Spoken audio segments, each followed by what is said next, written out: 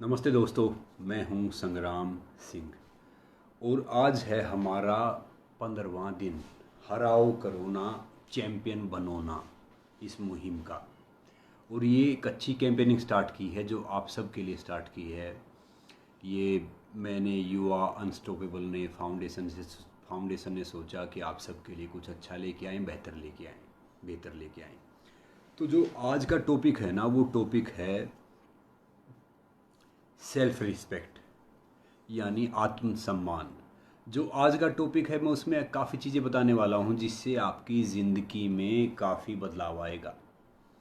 आप अगर देख रहे हैं तो अभी जुड़ जाओ सारे, नहीं तो फिर क्या है कि ये आपने छोड़ दिया तो आप अपनी ज़िंदगी का काफ़ी चीज़ें मिस करोगे जो शायद फिर आपको देर से सुनने को मिले। तो नमस्ते, दुआ सलाम आप सबको। हो गया, राम राम हो गया, तो हम स्टार्ट करते हैं। क्या है कि पहले तो मैं कहना चाहूँगा कि भैया कल मुझे पता चला कि हमारे एक अच्छे पहलवान हैं, उभरते हुए बड़े अच्छे पहलवान हैं, दीपक पूनिया।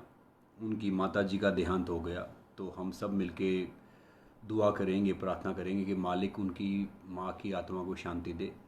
अभी उन्होंने वर्ल्ड चैम्पियनशिप में सिल्वर मेडल जीता था और जूनियर वर्ल्ड चैम्पियन भी बने थे रेसलिंग में। तो अच्छे पहलवान हैं।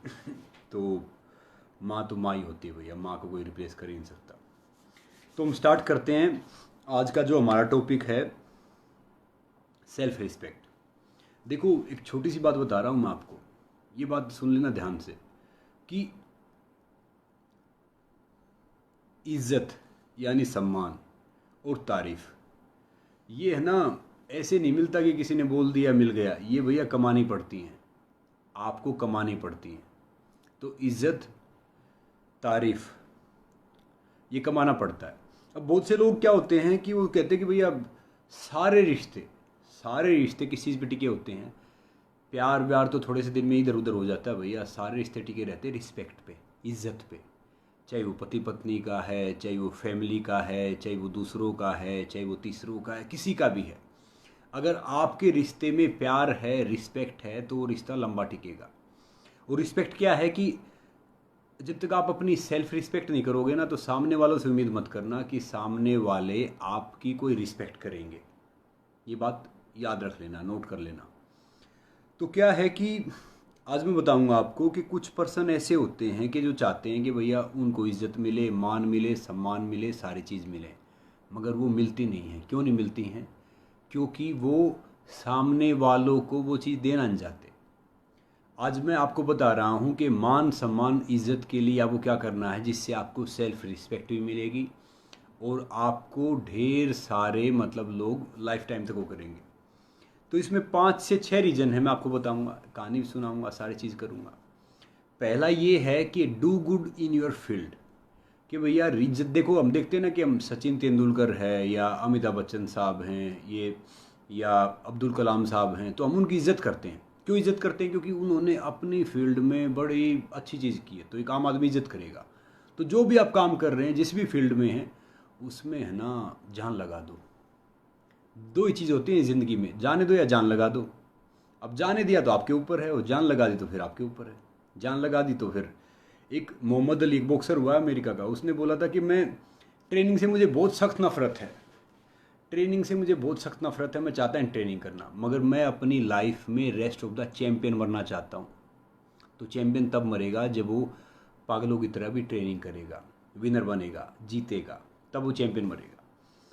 तो ये है कि कुछ ऐसे फील्ड में, जैसे आप अपनी फील्ड में अच्छा करोगे, कमाओगे, तो लोग आपकी रिस्पेक्ट करेंगे, इज्जत करेंगे, नो डाउट। फिर सेकंड क्या होता है कि सेल्फलेस। कि भैया इस ज़िंदगी में आप किसी के लिए कुछ भी कर रहे हो, कुछ भी काम कर रहे हो, अच्छा कर रहे हो, नॉर्मली कर रहे हो, कुछ भी कर रहे हो, उसमें ये नहीं कि कोई आया किसकी मदद आप कर रहे हो, सेल्फलेस हो जाओ। जैसे सेल्फलेस थे जैसे अब्दुल कलाम साहब, स्वामी विवेकानंद जी, दयानंद जी, महर्षि दयानंद जी और मदर टेरेसा। तो उन्होंने क्या देखा कि उन्होंने अपनी ज़िंदगी में कुछ नहीं देखा, उन्होंने सारी चीज़ें सेल्फलेस की। सेल्फलेस यानी जिसको जानते थे, नहीं जानते थे, जिससे भी उसका उन्होंने मदद की। और सामने वाला कोई भी इंसान, उसको लगता है कि यार ये इंसान है ना, अपना फ़ायदा नहीं देखता, अपना स्वार्थ नहीं देखता, तो उसी दिन से ना उसकी नज़रों में आपकी इज्जत होनी स्टार्ट हो जाती है, जब आप सेल्फलेस रहते हो। तो याद रखो। फिर तीसरी चीज़ है कि कोई आपके पास समस्या लेके आ जाए, कोई कुछ करे, ये सारी चीज़ें करे, तो भैया उसकी बातें सुनो। ये नहीं कि उसके सामने अपना ही गा दो कि भैया मैंने ये किया और मैंने तीर मारा और मैं ये करने वाला हूँ और मैंने वो किया और मैंने वो कर दिया। नहीं, सामने वाला इस उम्मीद से आता है कि भैया वो आपसे कुछ बात करे, आप उसकी बात सुनो, आप उसको कोई एक अच्छा सा समाधान दो। ये नहीं आता कि उसके हमारी बात सुनने आता है। तो जब आपने ये एटीट्यूड अपनाया किसी की मदद करने का, उसकी बात सुनने का, ये करने का, देखो क्या है कि बातें कम करो, सुनो ज़्यादा, क्योंकि फिर आपकी इज़्ज़त ज़्यादा बढ़ जाएगी। क्योंकि जहाँ भी आप बोलोगे, जब भी बोलोगे, लोग आपके सुनने का इंतज़ार करेंगे। और फालतू में ब ब ब ब करते रहोगे तो फिर उसका फ़ायदा नहीं है। ना लोग सुनना चाहेंगे, ना वो इज़्ज़त करेंगे। फिर चौथा ऑप्शन ये है कि आप किसी से भी जेलसी मत करो, जलो मत। जिसका अच्छा काम हो रहा है तो अच्छी बात है, जिसका वो चीज़ हो रही है अच्छी बात है, मतलब जेलसी मत करो कि भैया जिसका अच्छा काम आप कर सकते हो या किसी का अच्छा हुआ तो उसमें अप्रिशिएट करो, तारीफ़ करो, उसके लिए क्लैपिंग करो कि वाह यार बड़ी अच्छी चीज़ की है। क्योंकि क्या कहता है कि पॉजिटिव चीज़ को अट्रैक्ट करती है कि आपने तो बड़ा अच्छा सोचा है, अच्छा किया है, ये भी एक कारण है। फिर क्या होता है कि फिर पांचवी चीज़ है कि भैया वो पॉजिटिव एटीट्यूड बनाओ अपना। अगर कोई देखता है ना, कोई रोतुसा आदमी हो, रोतुसा इंसान हो, तो उसके पास कोई भी चला जाए तो वो खुद ही दुखी रहता है, वो ढेर सारी उसके पास है ना समस्या होती है। यानी कोई भी चले जाओ एक समस्या में बैठा रहेगा कि मैं दुखी क्यों हूँ, मैं दुखी किस लिए हूँगा, मैं किसके लिए कर रहा हूँ, ये सारी चीज़ क्यों कर रहा हूँ। तो ये है कि हमेशा जब आप पॉजिटिव रहोगे तो हर इंसान पॉजिटिव इंसान से जुड़ना चाहेगा कि यार वो इंसान सही है भैया, उसका जो एटीट्यूड है ना बहुत पॉजिटिव है और वो सही बातें करता है, सही बात बताता है। तो अपना एटीट्यूड पॉजिटिव बनाओ। फिर क्या है कि आपने भी एक अच्छा मैसेज भेजा था कि रूड मत रहो किसी के साथ, रूड मत रहो, और किसी के साथ है ना गंदा बिहेव मत करो, रिस्पेक्ट में वो करो। अभी मैसेज पढ़ा था, किसी ने आया, वो अच्छी बात। अगर आप रूड रहोगे, ये सब गंदा बिहेव करोगे तो उसका फ़ायदा क्या है। आप किसी के रूड हो तो सामने वाला भी आपके साथ रूड रहेगा ना। ये थोड़ी है कि भैया आपने क्या, अगर आपने नीम का पेड़ बोया है तो आपको नीम ही मिलेगा, आपको जामुन आम थोड़ी मिलेंगे। तो कोशिश करो कि सबके साथ ये सारी चीज़ करो कि जो आप सामने वाले के साथ वो व्यवहार करो जो आप खुद पसंद करते हो। बिल्कुल ये है। फिर आपको एक चीज़ और बता रहा हूँ, जो एक और अच्छी चीज़ बता रहा हूँ कि दिल खोल के सबकी तारीफ़ करो। तारीफ़ एक ऐसा शब्द है कि बुराई आप किसी कर दो, बुराई सबसे ज़्यादा दौड़ती है, वो फिर घूम के आपके पास ही आ जाएगी। तारीफ़ करोगे तो तारीफ़ आपके पास रहेगी, आपके साथ रहेगी। ये सब रहेगा। हाँ भूपेंद्र, हम पंजा लड़ाएंगे, अभी पंजाब कोरोना से लड़ाएंगे, पहले उसको हराएंगे फिर हम लड़ाएंगे। God bless you. और फिर क्या है कि एटीट्यूड, जैसे मैंने सोचा ना कि पॉजिटिव एटीट्यूड, ये लिख भी रहे हैं, प्रदीप जी ने भी लिखा है कि एटीट्यूड आपका एक मैटर करता है। और किसी से अपनी, जूही ने भी अच्छा लिखा है कि किसी से एक तो एटीट्यूड ठीक रखो, और एक है ना किसी से अपनी तुलना मत करो कि भैया ये इसने ये कर दिया और मैंने ये कर दिया, ये कर रहा है, मैं ये कर रहा हूँ, मैं वो कर सकता हूँ, ये कर रहा है तो ये ऐसा क्यों नहीं हो रहा है। तो उसमें तुलना में क्या होता है कि इंसान नेगेटिव होता है, वो सेल्फ रिस्पेक्ट खोता है। और इस समाज को और इस देश को देना सीखो, लेना नहीं। जब आप देने लग जाओगे ना तो लोग आपकी अपने आप इज्जत करेंगे। अगर आप लेने के चक्कर में रहोगे ना तो लोग इज्जत नहीं करेंगे। मैंने देखा ढेर सारे जब गरीबी रेखाई कार्ड बनते हैं या अनाज मिलता है, मैंने उन लोगों को नाम लिखवाते हुए देखा है जिनके पास बहुत पैसा है। नाम क्या लूँ मैं आपसे। मैंने सोचा भैया जब इन्होंने दिमाग से गरीब मान लिया ना, काट रहा था, मैंने कहा इनका जरूर बनाओ भैया, और किसी मिले ना मिले इनको जरूर दे दो राशन भी दो, इनको सब कुछ दो। क्योंकि क्या है कि दिमाग ही ये सोच होती है। राजा या बड़ा आदमी कोई पैदा होते राजा नहीं होता, वो अपनी सोच से बनता है। हर चीज़ अगर आपने सोच लिया कि ये अच्छा है तो लोग आपकी इज्जत भी करेंगे, लोग आपका सब कुछ करेंगे। आपको भी सलाम आमिर, सबको सलाम। तो मैं वही बात कह रहा हूँ कि ये सारी चीज़ें हम सोचते हैं। एक बार मैं एक छोटी सी कहानी सुना रहा हूँ जो इस सिचुएशन से बड़ा बखूबी जोड़ रहा हूँ आप सबको जुड़ना। एक बार एक राज्य में महामारी फैल गई। ये बात सुनना अच्छे तरीके से। महामारी फैल गई, हर रोज़ आदमी मर रहे, हर रोज़ मर रहे, हर रोज़ मर रहे, कोई समाधान नहीं किसी के पास। तो जो राजा था वो तो बड़ा परेशान हो गया कि भैया क्या करें, अब इतनी बीमारी फैल गई, कोई समाधान है नहीं, तो क्या करना चाहिए। तो एक ये शायद आपने सुनी हो किसी ने। तो फिर एक वहाँ पे एक उसने सोचा कि अब वो कोई ऑप्शन नहीं बचा, डॉक्टर वॉक्टर सारी, जैसे इटली और सब हालत है ना कि वो वर्ल्ड की सबसे बड़ी हेल्थ की वो हैं कंट्रीज़ हैं कि भैया हेल्थ फैसिलिटीज़ बहुत हैं वहाँ पे, वहाँ पे इंसान बहुत मर रहे हैं। तो क्या हुआ कि ढेर सारे इंसान मरने लग गए, ढेर सारे वो हो गए। तो राजा ने थक हार के भगवान जी से, उस वाहिगुरु से, मालिक से, अल्लाह से, जीसस से, जो भी वो मानता था उससे उसने प्रार्थना की। प्रार्थना की ना, जब भगवान जी से, मालिक से उसने प्रार्थना की, तो ऊपर से एक भविष्यवाणी हुई कि भैया एक काम करो, जो आपके राज्य के बीच में है ना एक सूखा कुआं है, अगर उस कुएं में, ये बात ध्यान से सुनना, अगर उस कुएं में हर घर से एक बाल्टी दूध कोई डालेगा ना, हर घर से एक बाल्टी दूध, तो राज्य में महामारी बंद हो जाएगी और सब मरना बंद हो जाओगे, जितने भी आदमी मर रहे हैं। तो राजा ने भैया तुरंत घोषणा करवा दी कि भैया जितने भी इस सदस्य हैं, जितने भी वो सुन रहे हैं, सब है ना अपने अपने घर से एक बाल्टी दूध वहाँ पे डालेंगे। तो सारे राज्य में घोषणा हो गई। अब शाम को कोई एक चालाक सा इंसान था और उसकी वाइफ थी, उसने, उनके दिमाग में पता क्या खुरापात सूझी कि ठीक है भैया सब दूध डाल रहे हैं, अगर हम एक बाल्टी पानी डाल देंगे तो क्या फ़र्क पड़ेगा, कि दूध सब डाल रहे हैं, अगर हमने एक बाल्टी पानी डाल दिया तो उससे क्या फ़र्क पड़ेगा। तो ऐसे करते करते उन्होंने पानी डाल दिया। देखा तो अगले दिन फिर महामारी हुई, वही मौत होना स्टार्ट हो गई, कुछ नहीं सुधरा। अब राजा ने देखा कि भैया क्या कारण हुआ, मैंने तो घोषणा करवाई थी। तो राजा ने जाके देखा कि भैया कुएं में दूध की एक बूंद नहीं थी, सारा पानी से भरा हुआ था। पता है क्यों? क्योंकि दोस्तों सब ने ये सोच लिया, जो चालाक आदमी ने, उसकी वाइफ ने प्लान बनाया, वो प्लान पूरे उसके, यार हम नहीं करेंगे दूसरा कर लेगा, यही है, चलो हम तोड़ देते, हम बाहर घुमाते, दूसरा कर लेगा, तीसरा कर लेगा, ये सब कर लेगा। इस चक्कर में वहाँ पे कुछ नहीं हुआ। मैं कहता हूँ कि दूसरा चाहे करे ना करे, अपनी जिम्मेदारी खुद निभाओ, अपना काम खुद करो। जब हमारे प्राइम मिनिस्टर ने, देश के प्रधानमंत्री ने, सब ने लॉकडाउन घोषणा कर रखी है, तो हम सोच रहे हैं कि कोई नहीं यार, हम तो बाहर घुमाते, बाकी तो घर में ही हैं। भैया इसका पालन कर लो। अगर ये चीज़ करते हो तो ये आपको सेल्फ रिस्पेक्ट भी दिलवाएंगे, इज्जत भी दिलवाएंगे और आपकी जान भी बचाएंगे। मगर आप तो मानोगे नहीं कि भैया हम तो हम हैं, क्योंकि हमारा डीएनए तो ऐसा है ना, जब तक हमारे 2 4 पढ़े नहीं तो हम तो मानते ही ना, डीएनए वैसा है, गलती वो नहीं है, हम सुनने वाले हैं ही नहीं, हम सुनते तब हैं जब हम फंस जाते हैं। तो ये बात मान लो, सब सुरक्षित रहेंगे, सब स्वस्थ रहेंगे, सब हेल्दी रहेंगे। हाँ, तो हम बात कर रहे थे, ये कहानी आज के टाइम पे बखूबी फिट बैठती है, ठीक है ना, बहुत फिट बैठती है। तो हम बात कर रहे थे सेल्फ रिस्पेक्ट की, आत्मसम्मान की। तो भैया आत्मसम्मान अगर आपको लेना है, आत्मसम्मान चाहिए, सेल्फ रिस्पेक्ट चाहिए, तो क्या है कि दूसरों को इज्जत दो, देना स्टार्ट कर दो आज से। आज से मान लो आपको पसंद है कि किसी ने बोला हाँ, तो हाँ। मेरे पास एक क्वेश्चन आया, किसी ने मुझे भेजा, जैसे हम पढ़ते हैं ना ढेर सारे कोड जो मोबाइल में आते हैं कि भगवान शिव का भी आता है, ढेर सारे आते हैं, ना सम्मान का मोह, ना अपमान की चिंता। तो एक लड़की ने है ना मुझे फ़ोन किया, मेरे जानने वाले थे आज, बोली सर एक बात है ना मुझे समझ में नहीं आ रही। कल मैं एक सेमिनार कर रहा था, मैंने कहा क्या क्या बात समझ में नहीं आ रही। तो उसने कहा कि ये बात अगर सही है तो फिर इंसान को कोई कुछ करने की ज़रूरत है ही नहीं, ना सम्मान का मोह, ना अपमान की चिंता, कुछ है ही नहीं।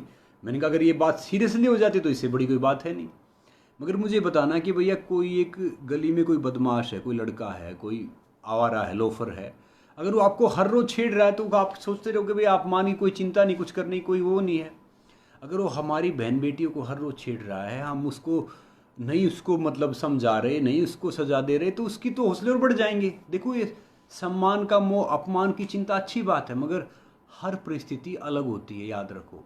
अब कोई हमारे मदर को या फादर को कुछ कह रहा है या कुछ उन पे हाथ उठाने की कोशिश कर रहा है, तो हमें वो प्रोटेक्ट करना चाहिए। क्योंकि देखो क्या कहता है कि युद्ध होता है ना, युद्ध होता है, वहाँ पे अगर अच्छी बात करो तो भी ख़राब लगती है। शादी ब्याह, जब शादी होती है, ब्याह होता है, कोई फेस्टिवल होता है, उसमें अगर हंसी मजाक में गालियाँ भी दोगे ना तो वो भी अच्छी लगती हैं। तो ये मैंने उसको समझाया कि ये बात वहाँ पे होती है कि सिचुएशन देखो अपनी ज़िंदगी में कि सिचुएशन क्या है, किस सिचुएशन में क्या आपको करना, रिएक्ट करना, तो वही है, तभी आपकी इज्जत होगी।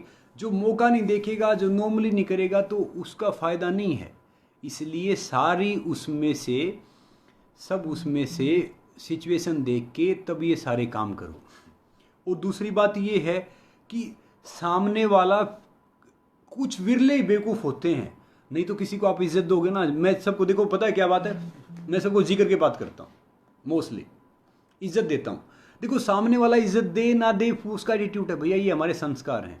हमारे माता पिता ने हमें संस्कार दिए कि भैया सामने वाले की इज्जत करो, चाहे वो अच्छा है या नहीं अच्छा है। किसी से आप बात कर रहे हो, बखूबी आपका जवाब सही होना चाहिए, सामने वाला दे ना दे, क्योंकि वहाँ से फिर उसकी परवरिश का पता चलता है ना कि उन्होंने क्या किया है क्या नहीं किया है।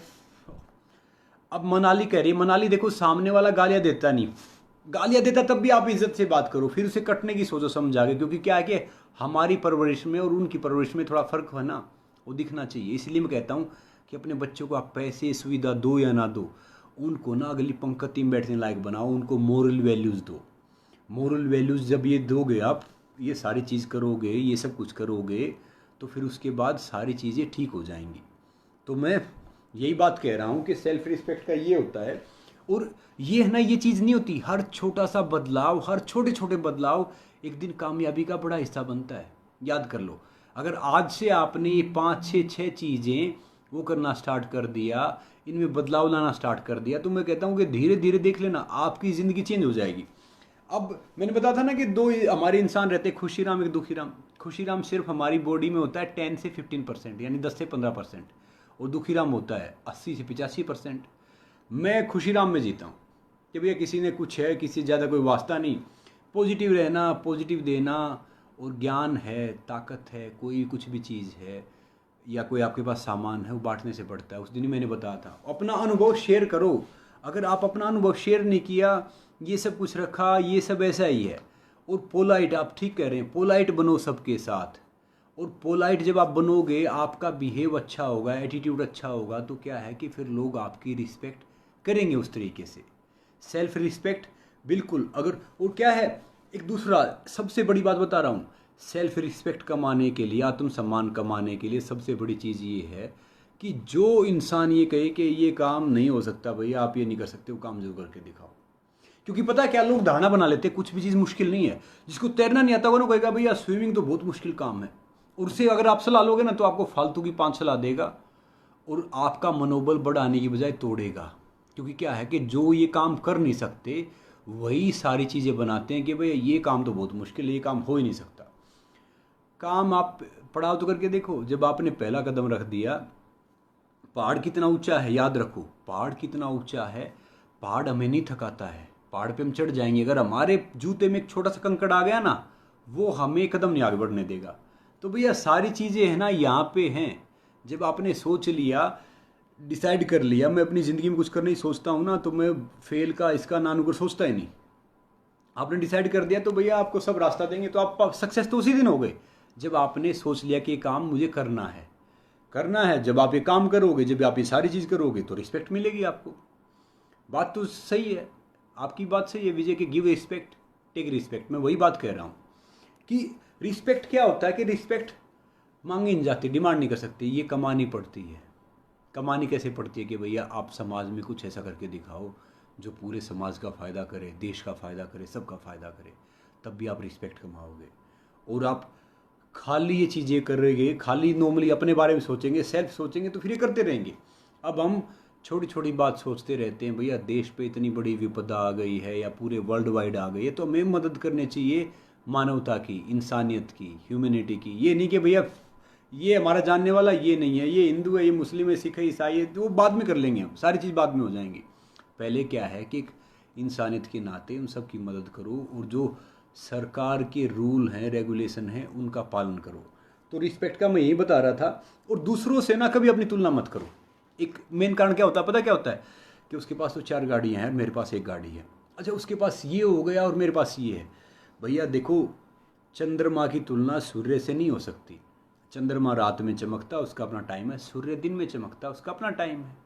तो सक्सेस मैंने उस दिन ही बताया था आपको कि बराक ओबामा 45 साल की उम्र में 2 बार प्रेसिडेंट बन के रिटायर हो गए, और ट्रंप साहब 70 के बाद प्रेसिडेंट बने हैं। तो ये नहीं कि ट्रंप साहब की सक्सेस छोटी है या इसकी ओबामा साहब की सक्सेस बड़ी थी, सक्सेस तो सेम ही है। हाँ, टाइम होता है सबका, आपका भी टाइम आएगा, और टाइम उसी का आता है जो लगातार चैंपियन की तरह कोशिश करता है।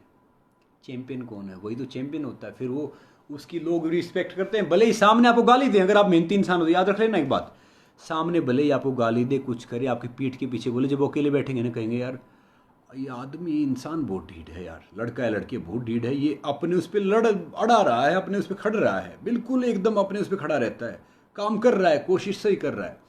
और दूसरा भैया ये देखो कि सामने वाले के लिए आप हमेशा अवेलेबल रहते हो, कि सामने वाला आपके लिए अवेलेबल रहेगा, सारे काम करेगा, नहीं रहेगा तो छोड़ दो। अपने सपने के लिए, अपने उसके लिए वो करो। और एक ऐसी टीम बनाओ जो हेल्दी हो। अगर आप अपने दोस्त नहीं बन पाए, अपने वेल विशर नहीं बन पाए, तो दूसरे क्या बनोगे भैया? दूसरे क्या करोगे? समझे? तो दूसरे का तो ये नॉर्मली चीज़ है। और चैलेंज जो करना है ना, जैसे मैं पढ़ रहा हूँ अभी, आप चैलेंज आप अपने आप से लो। थैंक यू जलपिन, आप और भी चैलेंज करो, बाकी सारी चीज़ें करो। तो क्या है कि हर चीज़, एक छोटी सी बात बता रहा हूँ, याद रख लेना, जब तक है ना आप खुद पे विश्वास नहीं करते ना, तब तक आप भगवान पे विश्वास नहीं कर सकते। लिखवा के ले लो। आप डरते हुए भगवान की पूजा कर लोगे, मंदिर में चले गए, मस्जिद में चले गए, गुरुद्वारे में चले गए, चर्च में चले गए, वह जब तक आपके ऊपर, अपने ऊपर विश्वास नहीं है ना, तो आप किसी पे भी विश्वास नहीं कर सकते। लिखवा के ले जाओ, चाहे कोई मेरी बात को भी ना करे, आप अकेले बैठे हो तब आपको पता चल जाएगा। ये सारी चीज़ें हैं। फिटनेस का रूटीन भी मैं आपको बताऊंगा विजय, सबको बताऊंगा, धीरे धीरे आऊँगा फिटनेस की उसमें, सारी उसमें, तो ये सब बताऊंगा मैं आपको। मगर जो भी मैं जो बात बता रहा हूँ वो सारी चीज़ें, ये काम की बात बता रहा हूँ कि जो चीज़ अच्छी है। फिटनेस का टॉपिक आएगा तो फिटनेस का वो करेंगे। और मैं कह रहा हूँ कि भैया इंसान ही इंसान का रास्ता काटता है, बिल्लियाँ तो वैसे ही बदनाम हैं। हम एक दूसरे की सक्सेस को या फेलियर को, उन सब के कारण हम ही बनते हैं। अगर हम सब भी बैठ के सोच लें उस राज्य की तरह कि भैया हमें दूध डालना, पानी नहीं डालना, हम सोचें कि भैया इसकी सक्सेस में हम कुछ मदद कर सकते हैं, इसको आगे बढ़वा सकते हैं, इसका कुछ कर सकते हैं, तो फिर पता है क्या है कि वो इंसान कभी फेल हो ही नहीं सकता। वो इंसान आगे ही बढ़ेगा, आगे ही जाएगा। तो हम ही इंसान का रास्ता काटता है। बिल्लियाँ तो वैसे ही बदनाम भैया, बिल्ली से रास्ता काटने से कुछ नहीं होता। वो रास्ता काटने वाले भी हम हैं, रास्ता बनाने वाले भी हम हैं। तो ये है कि वो सोच बनाओ। वो सोच अगर आपकी बड़ी हो गई ना, सेल्फलेस हो गई, तो फिर वो सारी चीज़ ठीक हो जाएंगी। इसीलिए क्या है कि वो सोच अपनी डेवलप करो। और इंसान ये भी कह रहा है कमज़ोर ताकतवर शरीर से नहीं होता, वो दिमाग से होता है भैया। दिमाग से अगर आप ठीक हो, दिमाग आपका स्ट्रोंग है, तो आपसे ताकतवर इंसान कोई नहीं है। और दिमाग अगर आपका बीमार है, दिमाग कमज़ोर है, तो भैया आपसे कमज़ोर इंसान कोई है ही नहीं। तो इसीलिए क्या है कि सेल्फ रिस्पेक्ट है, आत्मसम्मान है, कुछ भी मिलेगा वो आपकी सोच से मिलेगा। और मैं पहले भी कह रहा था कि लीडर वो नहीं होता जो लोगों को फोर्स करता है कि भैया फोर्सफुली ये सारी चीज़ करो। लीडर वो होता है भैया जो एक जर्नी में इनवाइट करता है कि भैया आओ, मैं अच्छा काम करने जा रहा हूँ, आप सब भी आओ, उससे सारी चीज़ें हो जाएंगी। तो वो चीज़ें, आपकी बात सही है, वो कमिटमेंट तभी आएगा जब सोच सही आएगी। और सोच सही कब आएगी? कि जब आपने ठान लिया कि भैया ये करना है, और आपका जो व्यवहार है, जो आपका एटीट्यूड है, जो आपके आसपास का वो है, वो सही होगा। और एक सच्चा विजेता पता कौन होता है? सच्चा विजेता वो होता है कि भैया उसको पहले ये देखना है कि वो अपने आप से कैसे जीत सकता है। अपने आप से जीतना यानी अपने माइंड को, अपनी हर चीज़ को काबू में करना, वो ट्रू विनर है। उसके बाद तो आप सारी वो जीत ही जाओगे। फिर ये जो बाहर की ये चीज़ है ना, ये मायने नहीं रखती। अब कोई, हम कल ही मैंने बताया था, कोई खाने से, कोई उससे, इससे आदमी कमज़ोर नहीं होता। कमज़ोर होता है दिमाग से, हर चीज़ से। तो इसलिए कोशिश करो कि आने वाली जनरेशन को भी मोटिवेट करो, उनको मोरल वैल्यूज़ दो, उनको इंस्पायर करो, उनको सारी चीज़ों करो कि उनको छोटी छोटी बातों में ना उलझे। वो राज्य के लिए, देश के लिए, इन सब के लिए बड़ा काम करें। बड़े काम करने के लिए बनो भैया। तीर एक है, मान लो आपके पास एक सारी चीज़ें, या तो उस तीर को किसी ऐसे दीवार पे मार लो या उसको सही जगह मार लो।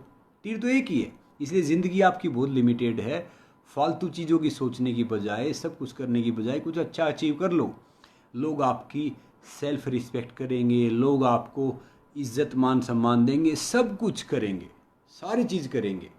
तो इसलिए मैं आपको कह रहा हूँ कि हमेशा इज्जत दो, हम्बल रहो, जेलसी मत करो, रूड मत बनो, पॉजिटिव एटीट्यूड रखो, और हमेशा जैसा अपने साथ व्यवहार करते हैं ऐसे सामने वाले के साथ व्यवहार करो जो हमें खुद पसंद है, और फिर ये सारी चीज़ें करो।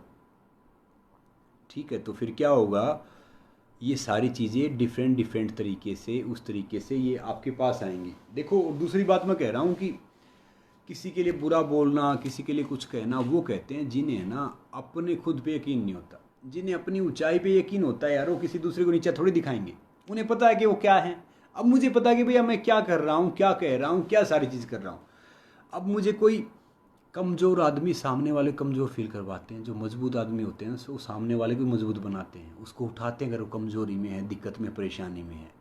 तो इसीलिए सारी चीज़ कोशिश करो, किसी भी माहौल में हो, किसी भी हालात में हो, किसी उसमें भी हो, दिमाग से कमज़ोर मत हो। दिमाग से कमज़ोर हो गए तो भैया फिर आपका गेम चला गया। और इस वर्ल्ड में है ना, अच्छे इंसान बहुत हैं। मैं नहीं कहता कि सब बुरे हैं, अच्छे इंसान बहुत हैं। अगर आप कहते हो कि वो बुरे भी, तो आप अच्छे बन जाओ, क्या पता सामने वालों को एक अच्छा इंसान मिल जाए। तो कंप्लेन, शिकायत मत करो। पहले ही मैंने बोला है कि रेफरी नहीं बनना, मैं तो खिलाड़ी बनना भैया। रेफरी क्या होगा, रेफरी फाउल देखेगा, रेफरी गलतियां देखेगा। खिलाड़ी क्या होगा, उसका काम होगा खेलना, खेलते रहो। पहले ही बताया, अब भी बता रहा हूँ। तो इसीलिए, और बुलंदियाँ आपको अपने आप ढूंढ लेंगी। 2 लाइन बता रहा हूँ, बुलंदियाँ आपको अपने आप ढूंढ लेंगी। बस मौका मत छोड़ना मुश्किलों में मुस्कुराने का। तो भैया ज़िंदगी में है ना, स्माइल करते रहो, मुस्कुराते रहो, और पॉजिटिव एटीट्यूड रखो, और आगे बढ़ते रहो। दुनिया की कोई भी ताकत आपको नहीं रोक सकती, चाहे कितना ही कुछ है। पहले भी मैं आपको कह रहा था कि भैया, अगर एक मुझे बोला कि यार कैसे हो, क्या हो, फ़ोन आ गया, ये आप बात बता रहा हूँ भाई, सुन ला, कैसे हो, क्या हो। मैंने कहा ठीक हूँ यार, क्या चल रहा है, क्या हो रहा है, इस ठीक है। तो फ़ोन रख दिया। फिर मैंने उसको फ़ोन किया कई दिन बाद कि भैया फ़ोन आया। मैंने कहा और क्या हाल चाल है। बोला और क्या कारण है, क्या वजह है फ़ोन करने की, क्योंकि वो बाहर रहता था। अब बाहर के आदमी हैं तो भैया जो हमारी सभ्यता, उस सभ्यता में फ़र्क था। वो पहले इंडिया में रहता था, फिर बाहर शिफ्ट हो गया, कोई वजह है। मैंने कहा नहीं यार, बेवजह है तभी तो अपनी दोस्ती है, कोई वजह होती तो दोस्त थोड़ी रहते हैं। याद रखो, अगर कोई आप वजह के कारण दोस्त बन रहे हो, किसी के काम के कारण, तो आप दोस्त नहीं हो, आप खाली you are dealing on the business.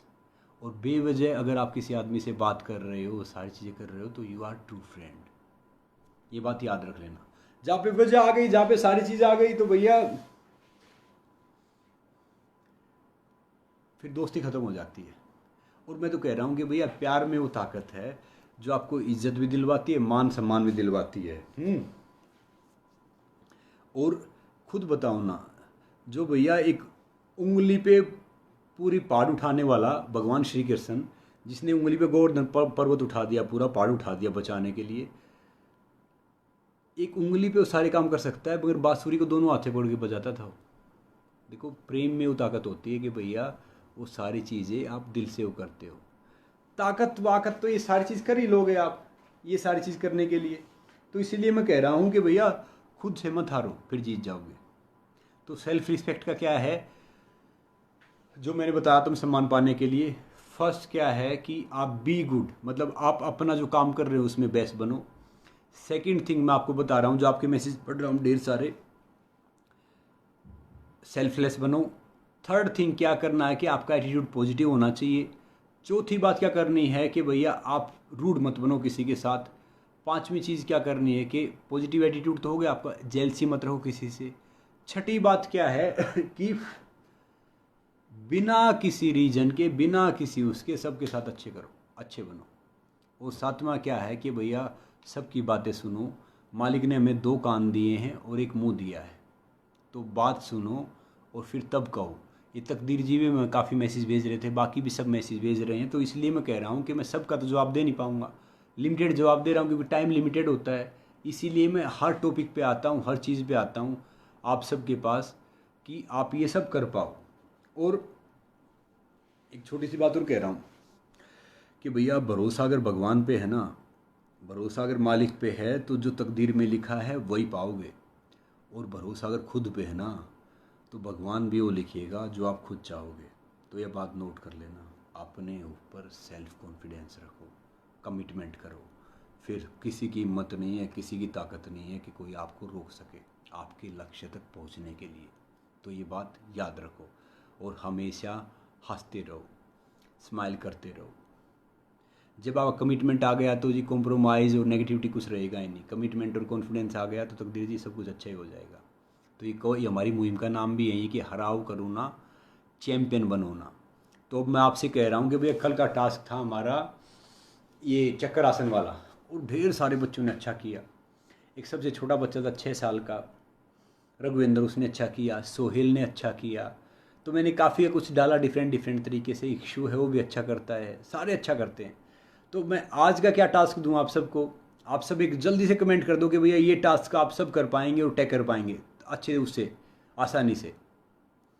तो आज का टास्क मैं आप सबको दे रहा हूं क्योंकि आप सबके मैसेज कम आ रहे हैं। तो आज का टास्क मैं आपको दे रहा हूं। क्या करना है? फिजिकली टास्क, चक्रासन हो गया, चक्रासन में चलना हो गया। आज का थोड़ा मुश्किल दे रहा हूँ, जो सब शायद ना कर पाएँ। सोहेल और ये सब कर सकते हैं शायद, बाकी तो कम कर पाएंगे। तो आज का टास्क है आपको मैक्सिमम जंप मारना, मतलब कितनी दूर आप जंप मार के वो वीडियो बना सकते हो। जंप मारने के लिए देखो, ये नहीं है कि आपको नॉर्मली करना पड़ेगा। ऐसे बैठ के, ऐसे जिसको हम डड्डू चाल बोलते हैं ना, गांव में नॉर्मली करते हैं जी, ये जंप मारते हैं आगे। तो जो मिनिमम 5 जंप होने चाहिए, 3 से 5, मिनिमम 3, मैक्सिमम कितना ही कर सकते हो आप। जो लंबा जंप मारेगा और जो बेहतरीन तरीके से जंप मारेगा ना, तो मैं उसका वीडियो भी डालूंगा, उसका नाम भी लूँगा, उसका अनाउंस भी करूँगा सब तरीके से, ठीक है। तो डड्डू जंप वाले दोनों पैरों से बैठ के जंप मारना है। मैक्सिमम कितना दूर मारोगे? 3 जंप मिनिमम होने चाहिए, ठीक है। खुश रहो यार, हेल्दी रहो। कल फिर एक अच्छा टॉपिक लेके आएंगे जब लॉकडाउन है। हराओ करो ना, चैंपियन बनो ना। तो जो मैंने कहानी सुनाई ना, तो मान लो भैया जो राजा कहता है वो ठीक ही कहता है। सेल्फलेस बन जाओ। God bless you all, love you all.